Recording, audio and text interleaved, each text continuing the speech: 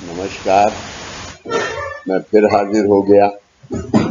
कल संडे है, रविवार है और मुलाकात का दिन है।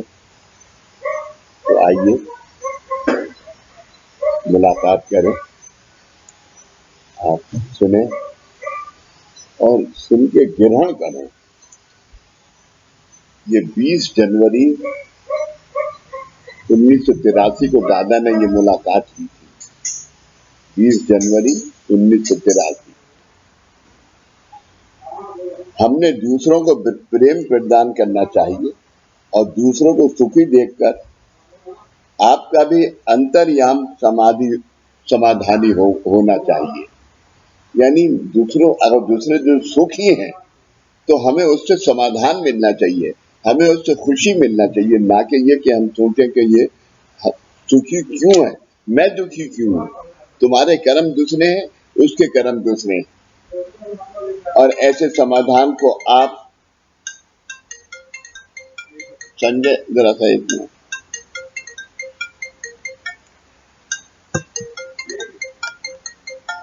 और ऐसे समाधान को आप अपने भीतर एकत्रित करते जाओगे, जिससे आपके 19 माध्यम संतुष्ट होंगे, सेटिस्फाई होंगे और दूसरे को सेटिस्फाई और संतुष्ट देख के अगर आप खुश होंगे, इससे अच्छी और कोई पुण्याई नहीं है। भविष्य में जिस वक्त आप पुनः जन्म लोगे, उस वक्त ईश्वर जन्म यानी शुरुआत में ही ऐसी संतुष्ट माध्यमों को देकर ही जन्म देगा। यानी आगे की करतूत हुई या नहीं, कितना बड़ा लाभ है ये, कितनी महान तरतूत हुई। आज जो भी कुछ प्राप्त हुआ है, उस प्राप्त सुख में समाधान मानना ही चाहिए।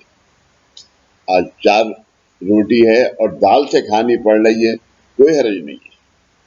मालिक कल को तुम्हें एक दाल एक सब्जी देगा, एक हफ्ते के बाद एक दाल 2 सब्जी देगा, मानना चाहिए।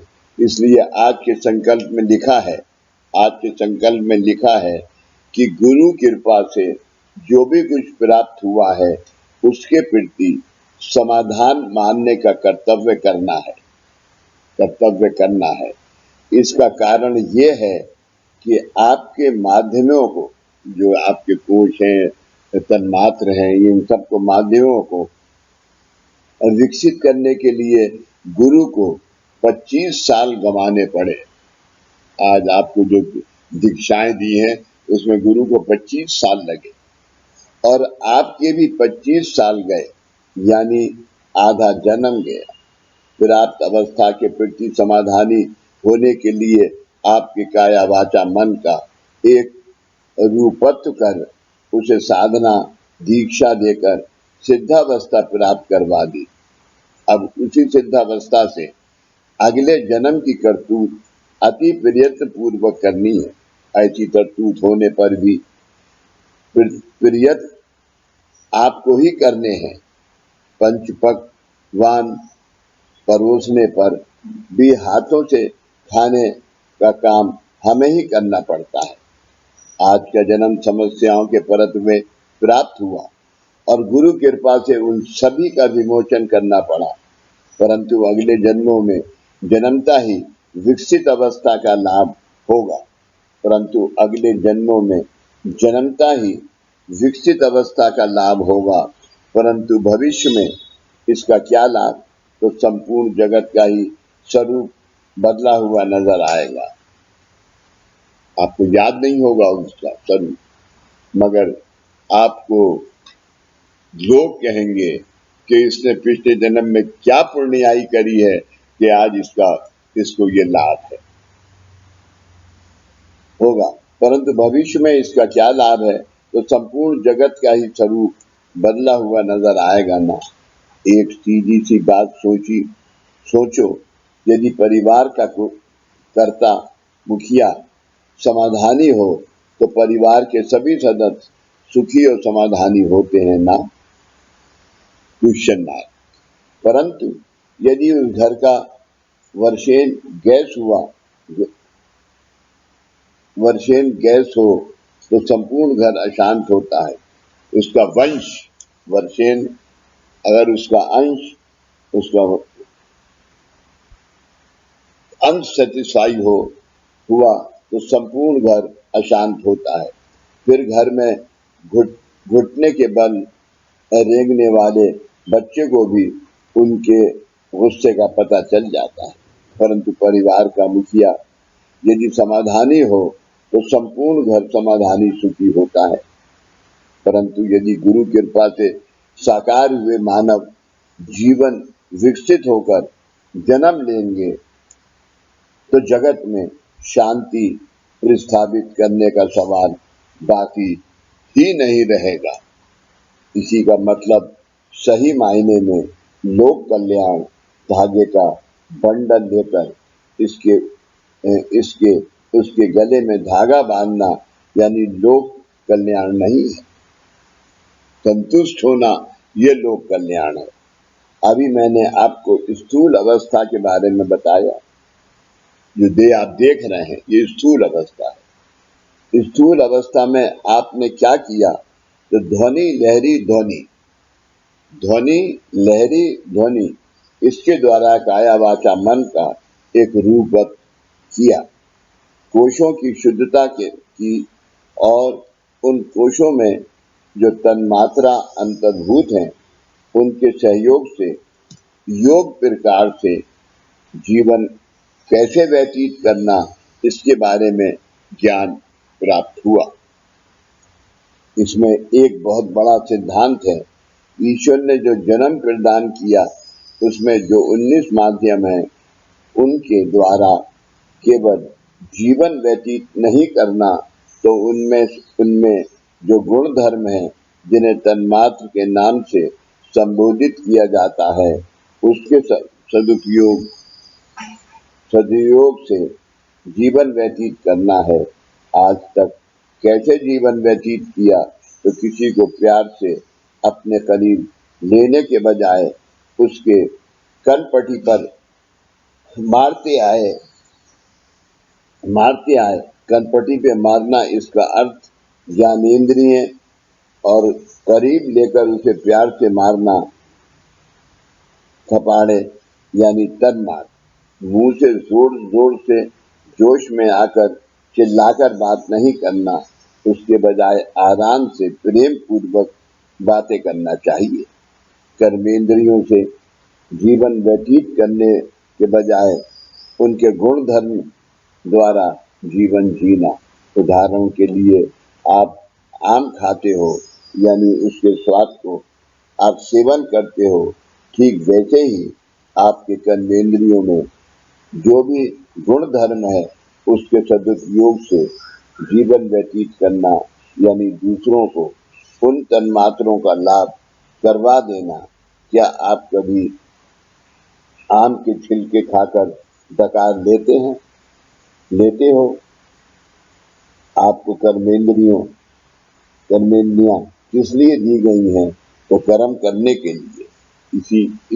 इसलिए उन्हें कर्मेंद्रिय कहा गया है। कर्मेंद्रिय यानी कर्म करना। आज जितने तन्मात्र हैं उनका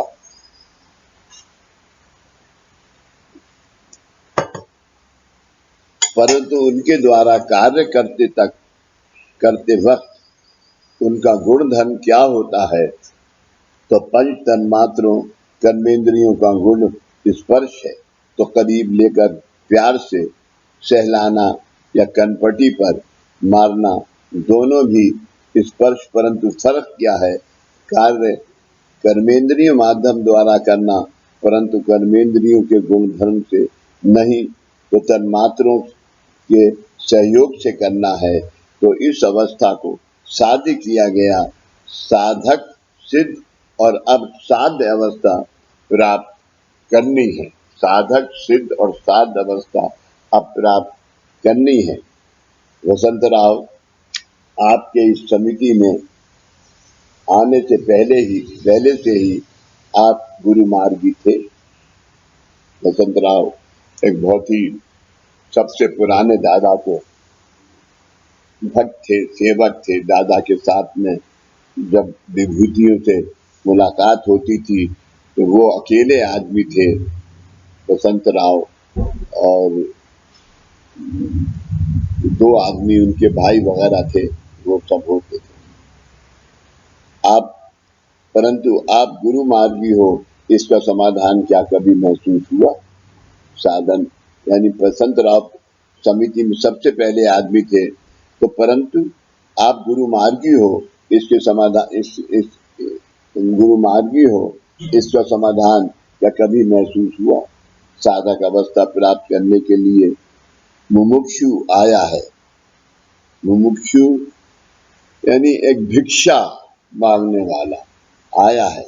यदि उसे तुम केवल दीक्षा ले लो या केवल साधना करो, ऐसा केवल सूचित करने पर उन शाब्दिक बोध से उनका कल्याण नहीं होता। यहाँ पर गुरु को माता संबोधित किया जाता है, क्योंकि जैसे जब बालक माँ की गोद में होता है और जब तक वो पूर्णता सज्ञान होकर चलना बोलना न सीख ले, उस माँ का संपूर्ण ध्यान 24 घंटे उस अपत्य की ओर होता है।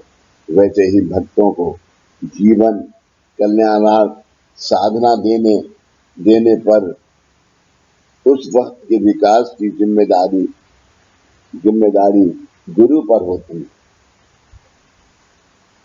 होती है। अब मेरे ऊपर भी ऐसी ही जिम्मेदारी है, और इस जिम्मेदारी को पूर्ण करने के लिए ही 5 कोष पहले कामकाज बंद किया। जिम्मेदारी को पूर्ण करने के लिए ही 5 वर्ष पहले कामकाज बंद किया।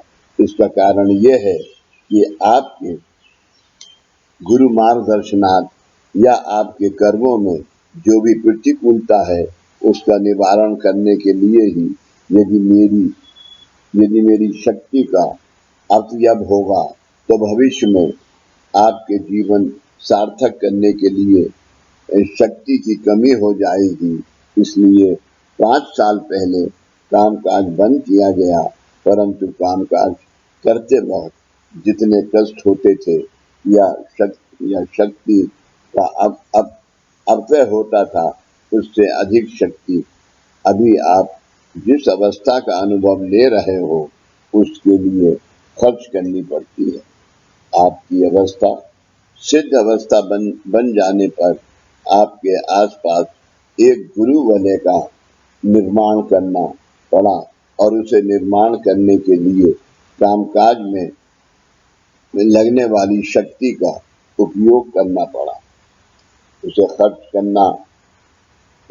करना पड़ा। अब उसी गुरु वाले में आपको सम्मिलित कर आपकी इस साधना को करवा ले रहे हैं।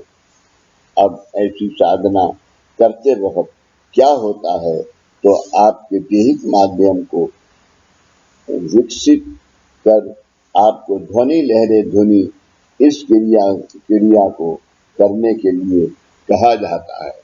ध्वनि लहरी ध्वनि यानी जब तक के ध्वनि लहरी ध्वनि प्रकाश ना हो, और प्रकाश क्या होता है? तीसरी आई में वो प्रकाश देखने के लिए ये ध्वनि लहरी ध्वनि यानी स्वर ताल लय, ये अवस्था है। इस क्रिया से करने के लिए कहा, और उसी के अनुसार आपने ध्वनि लहरी ध्वनि इस प्रकार की साधना करके आप यहाँ तक पहुंचे। आपके देहिक माध्यम से उत्पन्न हुआ ओमकार ध्वनि लहरी ध्वनि के रूप में यहाँ पर आता है, और यहाँ से वापस आपकी ओर आते वक्त ध्वनि लहरी प्रकाश के रूप में लौटता है। यानी जो आपने ओमकार किया, वो ओमकार जैसे किया आपने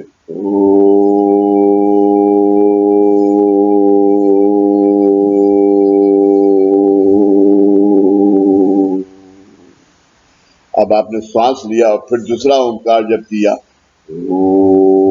तो पहला ओमकार वापिस आता है। जब वापिस आता है तब उसमें जब आप दूसरा करेंगे तब आपकी थर्ड आई में प्रकाश होता है। प्रकाश जैसे ये दिया आपने जो जलाया बाबा के पास, ये प्रकाश है। यदि हमारे हाथ में गेंद है, उसे मारने पर वो वापस हमारे और कब आएगी?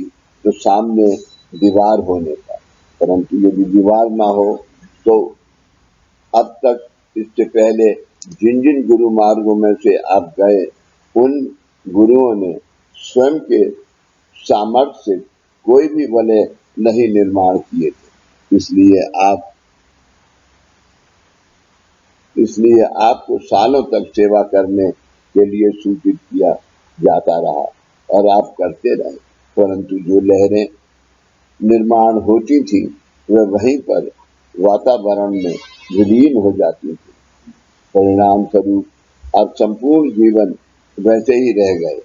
परंतु आज ओंकार साधना में आप जिस अवस्था का अनुभव ले रहे हो, तो आपके पास जो लहरें वापस लौटकर ध्वनि ध्वनि आती हैं, उन्हें अपनी तन्मात्रा में धारण करना और उन तन्मात्रों का माध्यम से दूसरों को सुख शांति समाधान प्रदान करना, ये कार्य है।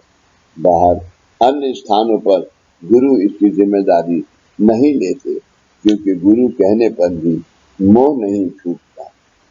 क्योंकि आज मैं जो भी कुछ प्राप्त कर रहा हूँ, उसके सहयोग से मुझे आगे मोक्ष प्राप्त करना है, ऐसी उनकी धारणा होती है। परंतु आप लोग मेरे जैसे अधिकारी बन जाओगे और जग का कल्याण करोगे, यही मेरे लिए मोक्ष है। इसलिए मेरे माध्यम के उस शक्ति को खर्च करने में मुझे संकोच महसूस नहीं होता। अन्य अधिकारियों को उस शक्ति माध्यम से पर आशीर्वाद प्राप्ति करनी होती है। परंतु मैंने आपको ऐसी अवस्था ही प्राप्ति करवा देने के बाद ईश्वर मुझे नीचे रखेगा। मराठी में बर का दूसरा मतलब ऊपर होता है, हाँ रखेगा, क्योंकि ये सामने बैठा भक्त उस शक्ति का दुरुपयोग तो नहीं कर रहा, इसे मुझे ही देखना होगा। तो अन्य स्थानों पर तीनों त्रिकाल जप जाप होम हवन 8-8 घंटे चलता रहता है, परंतु वो सब कुछ वातावरण में विलीन हो जाता है। तो वापस आपकी ओर आना चाहिए। साधना में जीवन का सार्थक करने का साध्य या सामर्थ्य होना चाहिए, परंतु कब होगा? आप डॉक्टर हो, आप यदि गेहूं चावल दिखाकर पेशेंट से कहेंगे, मरीज से कहोगे कि इसमें खून निर्माण होने का गुणधर्म है, और यदि उस गेहूं को जिंदगी भर हाथ में पकड़े बैठे रहोगे तो क्या उसमें खून तैयार होगा? तो जैसे धान खाकर पचन होने पर इसका रूपांतर खून में होता है, वैसे ही साधना में आपका सार्थक करने का गुणधर्म होता है। आपको सार्थक परफेक्ट करने का गुणधर्म होता है। परंतु यदि आप सार्थक करवा लोगे तो ही संभव होगा। सार्थक यानी संपन्न करवा। जैसे धान को सेवन किए बिना खून का निर्माण नहीं होता, वैसे ही यद्यपि आपके जीवन का सार्थक होने का साध्य साधना में होने पर भी उस साधना को ग्रहण करना, धारण करना, ये क्रिया आप पर ही निर्भर करती है। परंतु धान का खून में रूपांतर होने का जो गुण है, इसलिए उसको खोजने बैठोगे तो उसको खोजना संभव नहीं होगा। वैसे ही साधना में कुछ खोजने के बजाय उससे बोध लेना चाहिए, उससे बोध यानी उससे भरोसा यकीन रख के आगे बढ़ना चाहिए। मतलब उसे नित्य रूप में ग्रहण करना है। साधना की अनुभूति के अनुभवों के बारे में आपको स्पष्ट रूप से बताया है और उसके धारण होने की क्रिया होते वक्त इस बात का ख्याल बारीकी से रखना पड़ता है कि क्या धारण हो रहा है और क्या धारण नहीं होना चाहिए। तो इस ओंकार माध्यम द्वारा आप इस वातावरण में ध्वनि लहरी ध्वनि करते हो, उस वक्त आपके आसपास कितनी दूषित लहरें होती हैं क्या आप जानते हो? परंतु आज जिस प्रकार से आपका विकास हो रहा है, वैसे वैसे मैं आपके आसपास के गुरु बने विस्तारित कर रहा हूँ। हर एक बार जैसे जैसे आपको इस साधना माध्यम के द्वारा ओंकार की अनुभूति प्राप्त हो रही है, वैसे वैसे मैं इस गुरु वलय का विस्तार कर रहा हूँ। पहला वलय छोटा था परंतु अब व्यापक हो चुका है। आज साधना द्वारा आप ध्वनि लहरी ध्वनि निर्माण कर रहे हो। ये लहरें ही हैं आपके साधना प्रारंभ करने से कई सैकड़ों साल पहले से इन वातावरण की दूषिता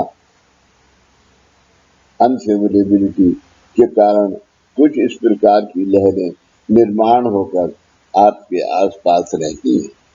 यदि वे आप समा जाएंगी तो कुछ अयोग ही हो जाएगा, यानी कुछ गलत हो जाएगा, खराब हो जाएगा, जिससे कि आपको अफसोस भी होगा और तकलीफ भी होगी। और ऐसा कुछ हो इसलिए आपके आसपास गुरु वलय निर्माण किया है। इस गुरु वलय में आने के पश्चात आपको जो भी कुछ प्राप्त हुआ, ऐसे विचारों को अपने दिमाग में भी मत लाना। उसे देने में उनकी इच्छा होगी या नहीं भी, इच्छा होगी या नहीं भी मिलेगा, वह हमारा विषय नहीं है। आपकी साधना हमारा विषय नहीं है, ये गुरु का विषय है। गुरु सबको बराबर देता है। अब आपकी डिपेंड आपकी धारणा पे करता है। उसे देने में उनकी इच्छा होगी या नहीं भी, वो हमारा विषय नहीं है। आपकी साधना के लिए पोषक ऐसा वलय निर्माण करके रखा हुआ है। अब भविष्य में आपको स्वयं का रक्षण करने के लिए वलय निर्माण करना है। आपको गुरु ने जो भी कुछ प्राप्त करवा दिया है, उसके प्रति समाधान पूर्वक अपने आसपास वलय निर्माण करना है, जिससे जगत में आपके रहते वक्त अन्य किसी व्यक्ति के माध्यम से आपने किसी अतिक विषय का, अनफेवरेबल विषय का, जो आपके सुटेबल नहीं है विषय का या अंतिक लहरों का लेन देन ना हो पाए। परंतु ये अवस्था आपको सिद्ध अवस्था से साध में लेकर जाने के लिए है। ये अवस्था आपको सिद्ध अवस्था से साध्य अवस्था देने वाला, साध्य अवस्था में ले जाने के लिए है। अब साध्य अवस्था में साध्य करने लायक महत्वपूर्ण कुछ भी बाकी नहीं रखा है। इसलिए पहले 21 बार ओंकार करते थे, जिसे अब 11 बार करने के लिए कहा गया है। बाहर क्या करते हो जब संख्या बढ़ाते हो, परंतु हमने यहाँ पर कम कर दिए। तो भविष्य में आपके इस वलय को निर्माण करना है। इस वलय को क्यों निर्माण करना है? तो यदि किसी शादी के लिए किसी कार्यालय में जाने पर यदि भोजन के पश्चात वहीं पर बस जाने के बारे में सोचें तो वहां से वे बाहर हकाल देते हैं, क्योंकि दूसरों की शादी के लिए कार्यालय खाली करके देना होता है। ठीक वैसे ही इस वक्त मैं अन्य लोगों को भी ठीक उसी तरह मुझे अन्य लोगों को भी समाना है, परंतु यदि समाना है यानी अपनी परमात्मा की दुआ में लेना है। परंतु यदि सोचेंगे कि दादा की क्या कृपा है, अच्छा लग रहा है, सोचकर बैठे रहोगे तो दूसरों को कब मौका मिलेगा। परंतु आपने स्वयं का बल निर्माण करने का दूसरों को यहाँ स्थान मिलेगा या नहीं, दूसरों को स्थान मिलेगा या नहीं, अभी भी आपका संकोच दूर नहीं हो रहा है। कुछ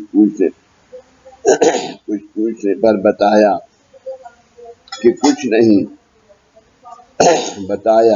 कुछ नहीं, केवल दर्शन देना है। परंतु अन्य लोगों को भी दर्शन लेना है ना। परंतु कल क्या हुआ, तो वास्तविक रूप से जो नहीं आए उन्हें ही सही मायने में दर्शन मिला। हम एक दूसरे से मिले, वो प्रदर्शन, जिस वक्त कई व्यक्ति दर्शन या याचना करते हैं, उस वक्त वह दृश्य होती है, परंतु उसके दर्शन की अभिलाषा होती है, वो अदृश्य होती है। जो कि हमें दिख रही है वो दृश्य है, हम देख सकते, मगर जिसकी हमें इच्छा है या जिसके लिए कि हमें इंतजार है वो अदृश्य है, जो कि हमें नहीं दिख रही, परंतु उसके दर्शन की अभिलाषा होती है, वो अदृश्य है। और उसी वक्त दर्शन होता है, दो व्यक्तियों के आमने सामने आने पर प्रदर्शन होता है। आप चढ़कर ऊपर आए, मुझे दिखाई दिया और मेरे बिखरे हुए बाल आपको दिखे, परंतु दोनों ने ही एक दूसरे को न देखा हो, तो हम कितने उच्च विचारों में होते हैं। तो यहाँ पर मुख्य मुद्दा क्या है कि दूसरों को स्थान दोगे या नहीं, ये मुद्रा आपको सोचना पड़ेगा।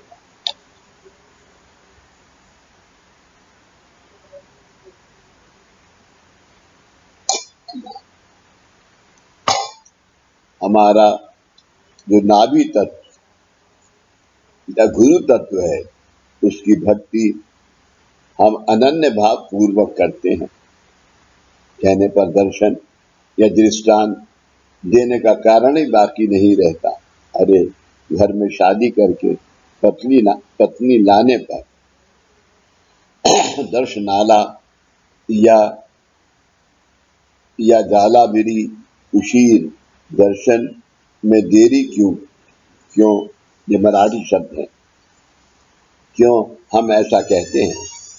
शायद डांट खाने की वजह से कहेंगे कि अब तो प्रेम की बौछार होने दो, तो अनन्य भक्ति भाव आप उसकी शरण जाने पर दर्शन दे दो, ऐसा कैसे कह सकते हैं।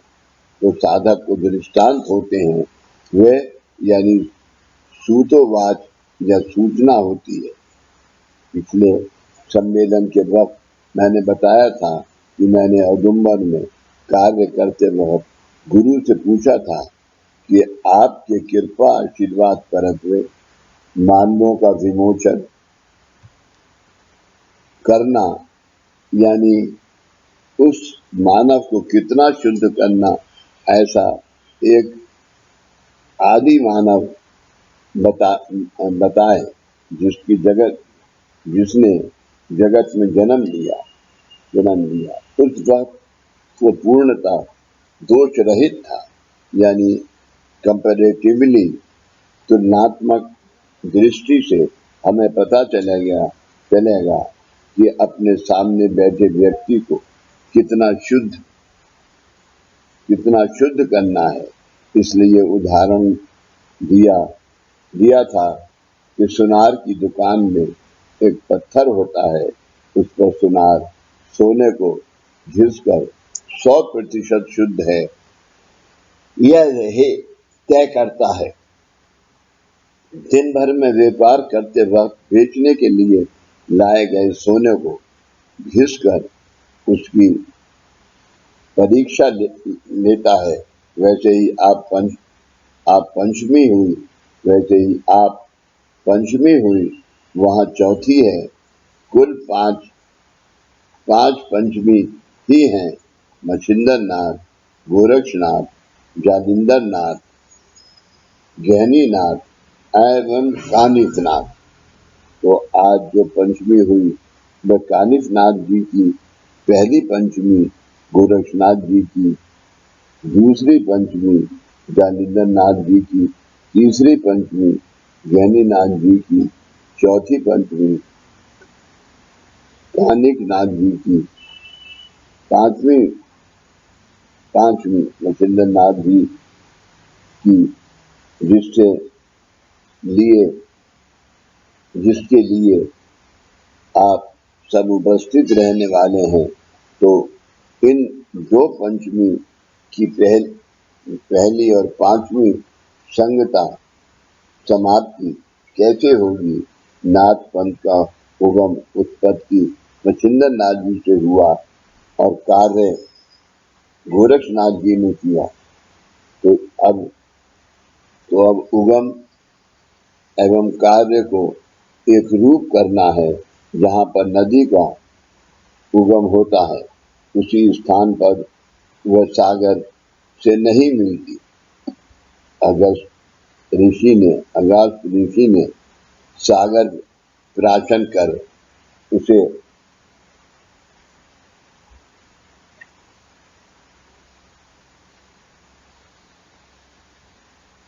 ले जाकर नदी में मिलाया था।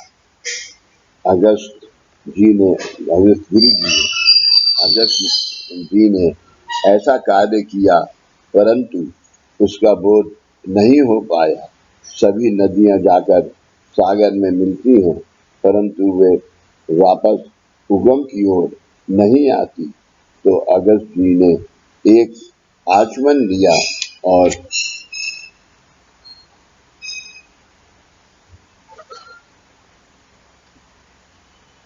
उस सागर को नदी में लाकर छोड़ दिया। अब तो पंचमी आएगी, उसके जैसे भाग्य का क्षण आपके जीवन में लाखों वर्ष तक नहीं आएगा। ऐसा मैं क्यों कह रहा हूँ?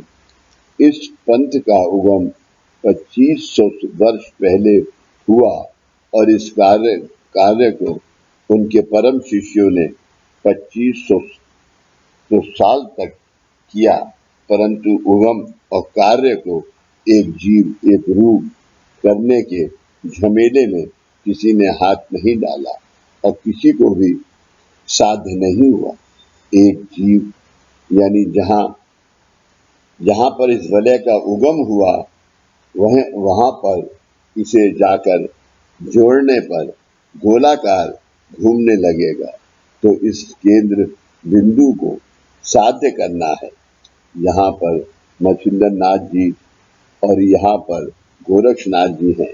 यहाँ पर मछिंद्रनाथ जी और गोरक्षनाथ जी हैं। आगे भविष्य में 2500 वर्ष तक जग का कल्याण करने के लिए उन विभूतियों को जोड़ने वाले हैं। इसका मतलब जिन्होंने अवतार कार्य प्रारंभ किया और जिन्होंने कार्य किया, उन दोनों का पुनश्च एक रूपत्व जो है वह इस पांचवें पंचमी के दिन होगा। आपने 32 शिराला की कथाओं का बारे में सुना होगा। 32 शिराला गोरक्षनाथ जी का स्थान है। यहाँ गोरक्षनाथ जी की समाधि भी है। एक पहाड़ है जहाँ पर शाम को अनेक लोग पक्षी खाने आते हैं और अनेक आत्माएं यहाँ रोज शाम को अपने प्राण छोड़ती और तीसरे लोग को जाती। पांचवें पंचमी के दिन अपने बत्तीस शिराला की कथाओं के बारे में सुना होगा। प्रदेश में जिनके संबंध में लघु पर दिखाए जाते हैं, नाग अत्यंत विषैला होता है, परंतु उस दिन लोग नाग पंचमी के दिन परंतु उस दिन लोग नाग को नचाते हैं। उनका नागों की और देखने की दृष्टिकोण वैज्ञानिक होता है, परंतु हम उन दृष्टि से बत्तीस शिराला में नहीं जाते। रात 10 बजे आज्ञा हुई कि मैं दीपक और लक्ष्मण, दीपक उनके साथ हमेशा रहने वाले थे और लक्ष्मण राव दादाजी के छोटे भाई, हम लोग बत्तीस शिराला आ जाएं। उस वक्त संक्रमण काल था। पहुंचने पर आरती और पूजा की और आशीर्वाद देकर वापस आया और 4 बजे खाना खाया और रात में सपना आया कि ये संपूर्ण जग बारूद सांप का बिल घर से भरा हुआ है। ये दृष्टांत यानी संकेत था। मैं 3 बजे उठा, हाथ पांव धोकर सोचने लगा कि ये बारूद कहाँ है। अब आप कहोगे कि बत्तीस शिराला में सारे नाग बारूद में से ही निकलते हैं, तो इससे आगे गोरखनाथ जी ने कहा कि मानव का जीवन देऊल मंदिर है। मानव का जीवन देऊल मंदिर है और जिस प्रकार से मंदिर पर कलश शिखर होता है, वैसे ही ये बुद्धि है। ये बुद्धि चंद्र तक पहुंच सकती है, परंतु एक मात्रा दवाई देने पर बुद्धि बिस्तर पर पहुंच जाती है। यानी बुद्धि का सामर्थ्य कितना है, तो चांद पर पहुंचने जितना, परंतु एक मात्रा देने पर नींद आती है। यानी जो चांद पर पहुंच सकती है, उसका नाश एक मात्रा से ही हो जाता है। उन्होंने बताया कि जैसे छत के बिना वास्तु की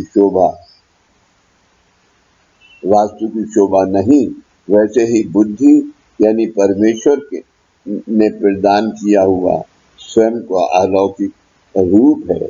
उस बुद्धि माध्यम द्वारा इस देह का मंदिर बनाना, तो इस पर पास से बुद्धि काया वाचा मन का मंदिर बनाना है। नाभि तत्व यानी गुरु, जिस नाभि तत्व को आपने धारण किया, उनके वैभव का शिखर यानी आपके बुद्धि माध्यम का पा। परंतु मनुष्य ने अपने जीवन में अज्ञान निर्माण कर इस मंदिर का वरूल बना दिया, जिससे कुविचारों, बुरे गलत अयोग्य विचार के नाग छुप कर बैठे हैं। इसलिए तुम्हें उन वरूलों का दर्शन कराया। ये सब थोड़ा मराठी से है, ताल्लुक है, तो इसका जरा सा थोड़ा अर्थ कम है। वरूल का दर्शन कराया और नाग पंचमी के दिन यहाँ पर जो नाग दिखाई देते हैं, वे सारे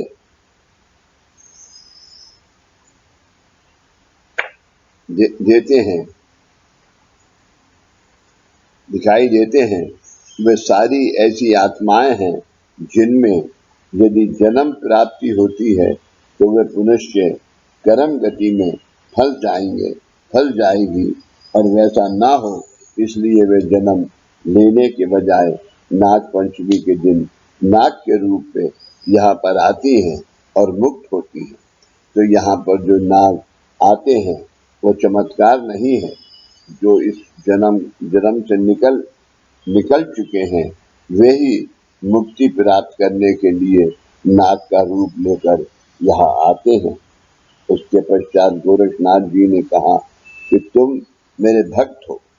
गोरक्षनाथ जी ने कहा दादा से कि तुम मेरे भक्त हो जिन्होंने जन्म प्राप्त किया है, स्त्री जन्म प्राप्त किया है। उसके इस बारूद देह काया वाचा मन में कुविचारों का नाग छिपा है, उसे बाहर निकाल दो, दूर कर दो, जीवन से अज्ञानता हटा दो और उनके इस बारूद का देऊल मंदिर बना दो। उसके बाद में गुरु ने क्या दिया, क्या किया, तो जैसे 32 शिराला में बरूल में से नाग निकलते हैं, वह बरूल एक पहाड़ है छेद है जहाँ पर के नाग रहते हैं, तो बरूल कहते हैं। हमारे जीवन में जो कुविचारों का वंश है, जो कि सभी नाग के समान वंश करता है, उससे साधना गुरु अंश करने के लिए बाहर निकालो। नाग पंचमी के दिन ही बताया था कि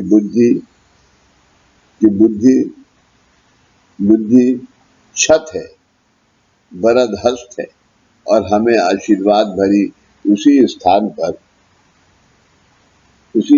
पर प्राप्त है।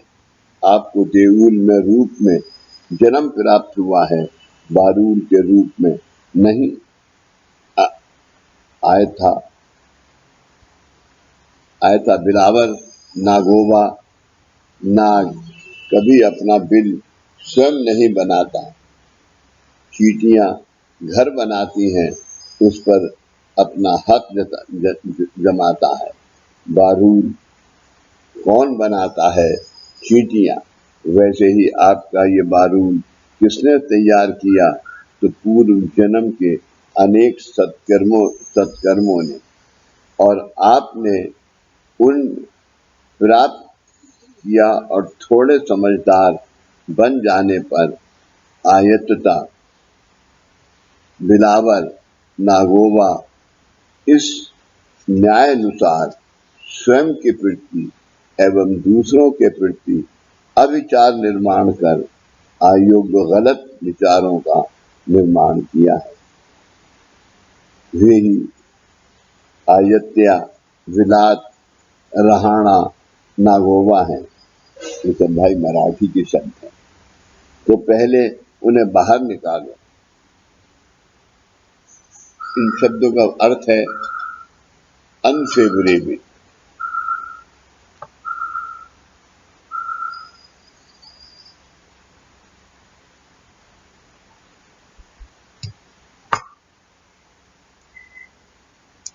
अब नाथपन की सांगता है, उन्हें कार्य किया, परंतु वह पुनश्च एकत्र किस लिए है?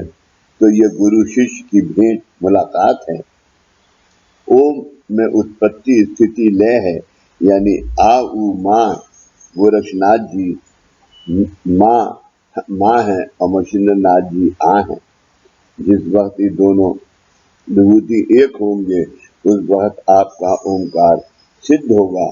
पिछले 3.5 सालों में क्या करना पड़ा आपको बताया, बस यही तक लेते हैं आज।